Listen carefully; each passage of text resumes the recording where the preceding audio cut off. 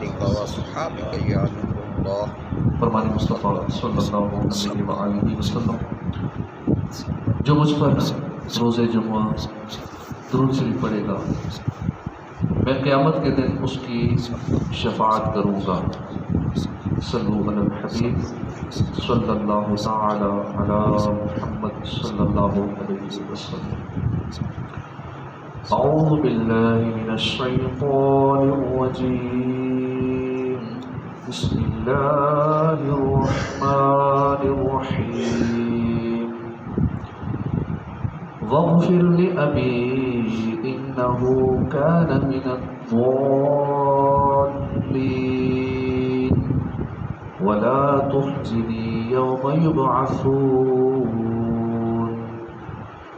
يوم لا ينفع مال ولا بنون إلا من أتى الله بقلب سليم وأزلفت الجنة للمتقين وبرزت الجحيم للغاوين وقيل لهم أين ما كنتم تعبدون من دون الله هل ينصرونكم أو ينتصرون فكبكبوا فيها هم والغاوون وجنود إبليس أجمعون قالوا وهم فيها يختصمون تالله إن كنا لفي ضلال مبين إذ نصبيكم برب العالمين وما أضلنا إلا المجرمون فما لنا من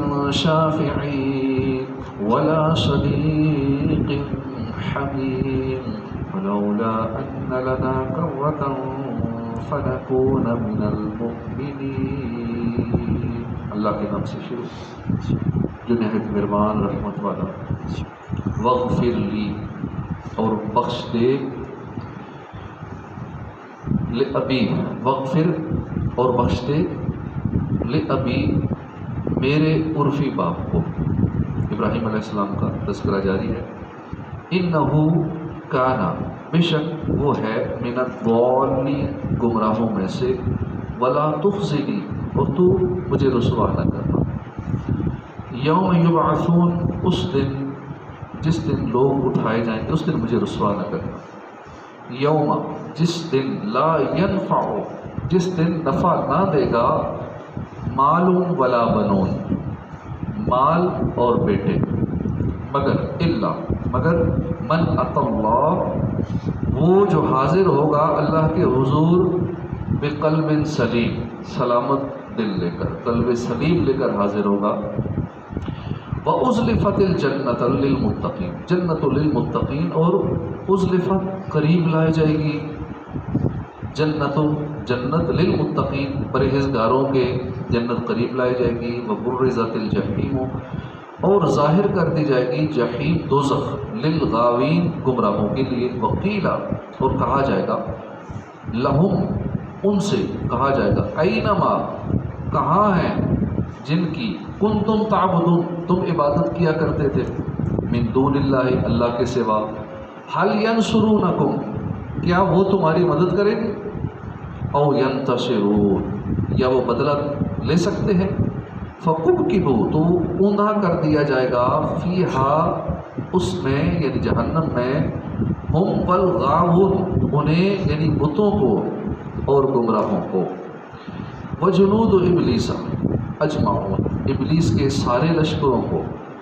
قالوا وہ گمراہ کہیں گے وہم فیہا یختصمون اور جب کہ وہ اس جہنم میں آپس میں جھگڑ رہے ہوں گے. یختصمون باہم جھگڑ رہے ہوں گے. تاللہ اللہ کی قسم ان کننا لفی ضلال مبین بے شک ہم تو ضرور کھلی گمراہی میں تھے. اذ نصبیکم جب ہم برابر قرار دیتے تھے تمہیں برب العالمین تمام جہانوں کے رب کے. وما اضلنا اور گمراہ نہ کیا ہمیں الا المجرمون مگر مجرموں نے. فما لنا تو نہیں لنا ہمارے لیے من شافعین کوئی سفارش کرنے والے تو ہمارے لیے کوئی سفارش کرنے والے نہیں. ولا صدیق حمید اور نہ کوئی غمخوار دوست. فلو ان لنا، تو اگر یہ کہ ہمارے لیے کرۃً ایک بار لوٹ کر جانا ہوتا، فنکونا، تو ہم ہو جاتے من المؤمنین، مومنوں میں سے، ایمان والوں میں سے ہم ہو جاتے، بس ایک بار دوبارہ ہمیں دنیا میں لوٹا دیا جائے تو ہم نیک ہو جائیں گے، مومنوں میں سے ہو جائیں گے۔ وَاغْفِرْ لِأَبِي إِنَّهُ كَانَ مِنَ الضَّالِّينَ، اور میرے باپ کو بخش دے، بے شک وہ گمراہوں میں سے ہے۔ حضرت ابراہیم علیہ السلام نے ایک دعا یہ مانگی کہ اے میرے رب، میرے باپ کو توبہ ایمان کی توفیق عطا کر کہ بخش دے، بے شک وہ گمراہوں میں سے ہے۔ حضرت ابراہیم علیہ السلام نے یہ دعا اس لیے فرمائی کہ آپ کے باپ نے جدا ہوتے وقت آپ سے ایمان لانے کا وعدہ کیا تھا، جب آپ پر ظاہر ہو گیا کہ وہ خدا کا دشمن ہے اور اس کا وعدہ جھوٹا تھا، تو آپ علیہ السلام اس سے بیزار ہو گئے، جیسا کہ سورہ برات میں ہے۔ یاد رہے کہ یہاں آیت میں باپ سے مراد حضرت ابراہیم علیہ السلام کا چچا آزر ہے، حقیقی والد مراد نہیں ہے۔ اس کے بارے میں مزید تفصیل جاننے کے لیے سورہ انعام آیت نمبر 74 کے تحت تفصیل موجود ہے۔ لوگ یہاں اختلاف میں پڑے ہوئے ہیں کہ یہ آزر ابراہیم علیہ السلام کے والد تھے، کیونکہ والد کا لفظ استعمال ہوا ہے تو والد نہیں تھے، یہ ان کے چچا تھے۔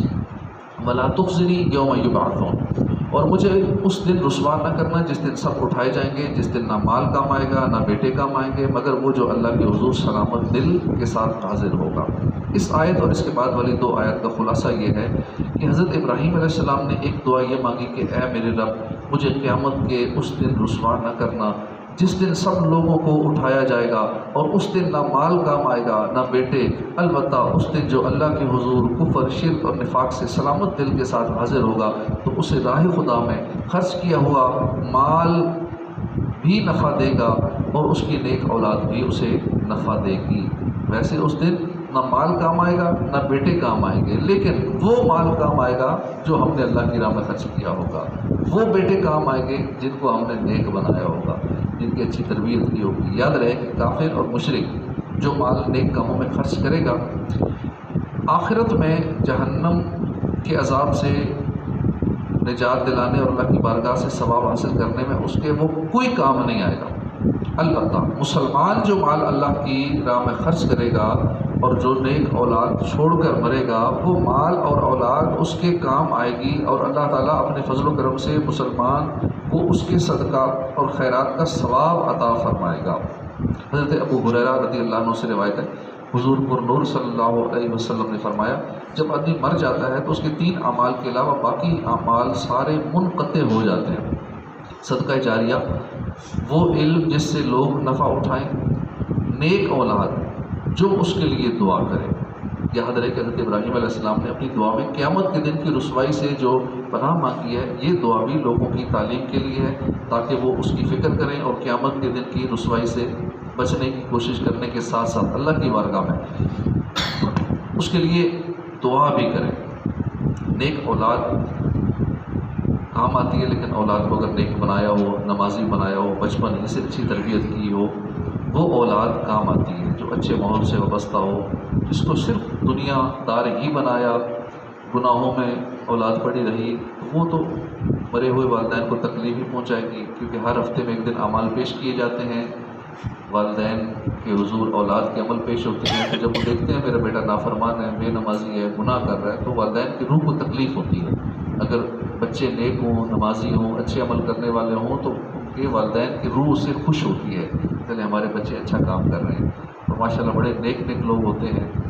ایک بندے کو ترغیب دلائی کہ فلاں ایریے میں پانی چاہیے، کے پی کے گاؤں ہے کرک کے علاقے میں، وہاں لوگ پانی گدوں پہ دور دور سے لاتے ہیں، یا بارش کا پانی اکٹھا ہوتا ہے کھڈوں میں تو ادھر سے پیتے ہیں، جانور بھی ادھر سے پیتے ہیں، لوگ بھی ادھر سے پیتے ہیں۔ تو انہوں نے مجھے کہا کہ بڑی پریشانی ہے، اتنے سالوں سے ہے، تو کوئی کنویں کی یا کوئی بور کی ترکیب بنا دیں۔ تو ایک بندے کو ترغیب دلائی، اس نے کہا میرے والد صاحب کی برسی ہے ابھی 24 تاریخ، تو میں چاہتا ہوں 24 تاریخ سے پہلے چلے میں والد صاحب کی روح کو یہی تحفہ پیش کر دوں کہ ان کے لیے بور ہو جائے اور 24 لوگ پانی پی رہے ہوں۔ تو ماشاءاللہ ہم نے بور شروع کروا دیا وہاں کرک میں، اس ایریے میں۔ وہاں پہ اب جتنے لوگ پانی جب تک پیتے رہیں گے، اس کے والد کو اب ایسی نیک اولاد ہو تو اس کو اپنے والدین کی فکر ہوتی ہے، ان کے لیے پانی کا انتظام، اور وہاں پانی کا انتظام جہاں ضرورت ہو، جہاں لوگوں کو پینے کا واٹر فلٹر تو دور کی بات ہے، ان کو تو ویسے ہی پانی نہیں ملتا، یہاں تو لوگ فلٹر واٹر کو تلاش کرتے ہیں، وہاں پہ گدوں پہ دور دور سے لائیں گے، یا پھر جو بارش کا پانی کھڈوں میں مٹی کے اندر جمع ہو جاتا ہے وہ وہی پانی پیتے ہیں۔ تو اس طرح ہمیں پانی کی قدر کرنی چاہیے کہ اللہ نے کتنی نعمتیں ہمیں عطا فرمائی ہیں کہ جس کی ہمیں قدر نہیں ہے. ایسے ایسے علاقے ہیں KPK میں، اسی طرح بلوچستان میں، ملک بھر میں ایسے ایریاز ہیں جہاں لوگوں کو پانی کی قطرے قطرے کو لوگ ترستے ہیں. صاف پانی تو دور کی بات، گندا پانی بھی میسر نہیں ہوتا. تو ہمیں پانی کو ضائع نہیں کرنا چاہیے. وضو کے دوران بھی اسی طرح، ویسے بھی پانی گھر میں بھی ضائع نہ کریں، مسجد میں پانی ضائع نہ کریں. اور یہ بھی ایک صدقہ جاری ہے کہ جس علاقے میں جس چیز کی مسلمانوں کو حاجت ہے وہ چیز وہاں پہ ان کو کر کے دینا زیادہ ثواب کا کام ہے. وَأُزْلِفَتِ الْجَنَّةُ لِلْمُتَّقِينَ، اور جنت پرہیزگاروں کے قریب لائی جائے گی، اور دوزخ گمراہوں کے لیے ظاہر کر دی جائے گی. اور ان سے کہا جائے گا کہ وہ بت کہاں ہیں جن کی تم اللہ کے سوا عبادت کرتے تھے، کیا وہ تمہاری مدد کریں گے یا کیا وہ بدلہ لے سکتے ہیں؟ تو انہیں اور گمراہوں کو اور ابلیس کے سارے لشکروں کو جہنم میں اوندا کر دیا جائے گا. اور وہ گمراہ کہیں گے اس حال میں کہ وہ اس میں آپس میں جھگڑ رہے ہوں گے، خدا کی قسم بے شک ہم کھلی گمراہی میں تھے جب ہم تمہیں تمام جہانوں کے پروردگار کے برابر قرار دیتے تھے اور ہمیں مجرموں نے ہی گمراہ کیا. تو اب ہمارے لیے کوئی سفارشی نہیں ہے، نہ ہی کوئی غمخوار دوست ہے. تو اگر کسی طرح ہمارے لیے ایک مرتبہ لوٹ کر جانا ہوتا تو ہم مسلمان ہو جاتے. وَأُزْلِفَتِ الْجَنَّةُ، جنت قریب لائی جائے گی. ابراہیم علیہ السلام نے قیامت کے دن کی رسوائی سے بچنے کی دعا مانگنے کے بعد اس دن کے کچھ اوصاف بیان فرمائے جن کا ذکر اس آیت اور اس کے بعد والی 12 آیات میں ہے. تو خلاصہ یہ ہے کہ قیامت کے دن جنت سعادت مندوں کے مقام سے قریب کر دی جائے گی. وہ جنت کو دیکھیں گے اور اس میں موجود طرح طرح کی عظیم الشان نعمتوں کا باقاعدہ مشاہدہ کریں گے، دیکھیں گے ان کو اور خوش ہوں گے. اس لیے خوش ہوں گے کہ انہیں اس میں جمع کیا جائے گا، جبکہ حق راستے سے گمراہ ہو جانے والے بدبختوں پر جہنم ظاہر کر دی جائے گی اور وہ اس میں موجود طرح طرح کے ہولناک احوال کو دیکھیں گے اور انہیں اس بات کا یقین ہو جائے گا کہ اب انہیں جہنم میں ڈال دیا جائے گا اور وہ کسی صورت اس سے چھٹکارا نہ پا سکیں گے. اللہ تعالیٰ ایسا اس لیے فرمائے گا کہ ایمان والوں کو جلد خوشی نصیب ہو اور کافروں کو عظیم غم ملے. یعنی جنت میں داخل ہونے سے پہلے ہی مسلمان خوش ہو جائیں. ایسا کیا جائے گا، جنت اس لیے دکھائی جائے گی. کافروں کو ان کے کفر و شرک پر ڈانٹتے ہوئے سختی سے کہا جائے گا کہ تمہارے وہ معبود کہاں ہیں جن کی دنیا میں تم اللہ کے علاوہ عبادت کیا کرتے تھے اور ان کے بارے میں یہ گمان رکھتے تھے وہ تمہاری شفاعت کریں گے. کیا وہ اللہ کے عذاب سے بچا کر تمہاری مدد کریں گے یا وہ اپنے دوزخ میں ڈالے جانے کا بدلہ لے سکتے ہیں؟ سن لو، وہ ہرگز ایسا نہیں کر سکتے. اب جن آیات میں یہاں یہ بات ہے نا کہ کیا وہ تمہاری شفاعت کریں گے، وہ تمہاری کوئی مدد نہیں کریں گے، اس طرح جتنے بھی الفاظ ہیں اب لوگ ان کو ایڈجسٹ کر دیتے ہیں اللہ کے نبیوں پہ، اولیاء کرام پہ، سرکار صلی اللہ علیہ وسلم کی ذات پہ. کہ دیکھو قرآن میں آیت لکھی ہوئی ہے کوئی سفارشی نہیں ہوگا، کوئی شفاعت نہیں کرے گا، تو شفاعت کے منکر ہو جاتے ہیں. باقی آیتیں نہیں پڑھتے جو شفاعت کے حق میں ہیں، ایسی آیتیں ڈھونڈتے ہیں جہاں کوئی آیت چاہے کسی اور بتوں کے لیے نازل ہوئی ہو تو اس کو سرکار صلی اللہ علیہ وسلم کی ذات کے ساتھ منسوخ کر دیتے ہیں کہ دیکھو اللہ نے یہ فرمایا. اور سیدھے سیدھے مسلمان وہ کہتے ہیں دیکھو نا مولوی صاحب قرآن ہی سنا رہے ہیں، قرآن سنا رہے تو یہ ٹھیک ہی کہہ رہے ہیں. بھائی قرآن کی ایک آیت سنا رہے ہیں، باقی نہیں سنا رہے نا. جو کسی اور متن میں کسی اور موقع پہ کسی اور مقصد کے لیے نازل ہوئی ہے وہ سنا رہے ہیں کہیں اور ایڈجسٹ کر کے، لیکن جو اس بارے میں اس کے حق میں نازل ہوئی ہیں شفاعت کا انکار کرنے والا ہم نے سنا ہے وہ تو دار اسلام سے خارج ہو جاتا ہے. جو سرکار صلی اللہ علیہ وسلم کی شفاعت کا انکار کرے، سرکار یہ تو شفاعت کا دروازہ کھولیں گے، اس کے بعد پھر سارے لوگ شفاعت کرنا شروع کر دیں گے. تو یہاں جو آیات ہیں کہیں سن کے، اب جنہوں نے یہ آیتیں سنی ہیں دوسری نہیں سنی جو باقی ہم نے بیان کی ہیں تو اس کا تو ایمان کیا نا، وہ سمجھے گا ہاں یہ قرآن سے عقیدہ ثابت ہے، قرآن میں لکھا ہوا ہے کہ ہم تمہاری سفارش نہیں کریں گے، تمہاری شفاعت نہیں کریں گے. لیکن اب ہر ایک کو بیچارے کو قرآن کی باقی آیتوں کا تو پتہ نہیں، وہی ہیں جو کسی نے سنا دی ہیں عقیدہ خراب کرنے کے لیے. کیا وہ اللہ کے عذابوں سے بچا کر تمہاری مدد کریں گے؟ یہاں دیکھیں نا، ادھر سے پکڑ کے کہیں گے دیکھو اللہ مددگار ہے، اللہ کے سوا کوئی کسی کی مدد نہیں کرتا. شرک ہے کسی اور سے مدد مانگنا، صرف اللہ سے مدد مانگتے اور خود سارا دن لوگوں سے مدد مانگتے رہتے. بت اور ان کے پجاری اور ابلیس کے سارے لشکر سب اوندا کر کے جہنم میں ڈال دیے جائیں. یاد رہے کہ بت جہنم میں عذاب پانے کے لیے نہیں بلکہ اپنے پجاریوں کو عذاب دینے کے لیے ڈالے جائیں. اور ابلیس کے لشکروں سے مراد اس کی پیروی کرنے والے ہیں، چاہے وہ جن ہو یا انسان ہو. بعض مفسرین نے کہا کہ ابلیس کے لشکروں سے اس کی ذریت مراد ہے. جب ان گمراہوں کو جہنم میں ڈال دیا جائے گا تو وہ جہنم میں اپنے جھوٹے معبودوں سے جھگڑتے ہوئے کہیں کہ خدا کی قسم بے شک ہم اس وقت کھلی گمراہی میں تھے، ہم اس وقت کھلی گمراہی میں تھے جب ہم تمہیں عبادت کا مستحق ہونے میں تمام جہانوں کے پروردگار کے برابر قرار دیتے تھے، حالانکہ تم اس کی ایک ادنا کم ترین اور انتہائی عاجز مخلوق تھے اور ہمیں مجرموں نے ہی گمراہ کیا، اور اب یہ حال ہے کہ ہمارے لیے کوئی سفارشی نہیں، جیسے کہ مومنین کے لیے انبیاء کرام سفارشی ہوں گے، اولیاء سفارشی ہوں گے، فرشتے اور مومنین یہ شفاعت کرنے والے ہیں، اور نہ ہی ایمان والوں کی طرح ہمارا کوئی غمخوار اور دوست ہے جو اس مشکل ترین وقت میں ہمارے کام آئے، بس اگر کسی طرح ہمیں ایک مرتبہ دنیا کی طرف لوٹ کر جانا نصیب ہو جائے تو ہم ضرور مسلمان ہو جائیں۔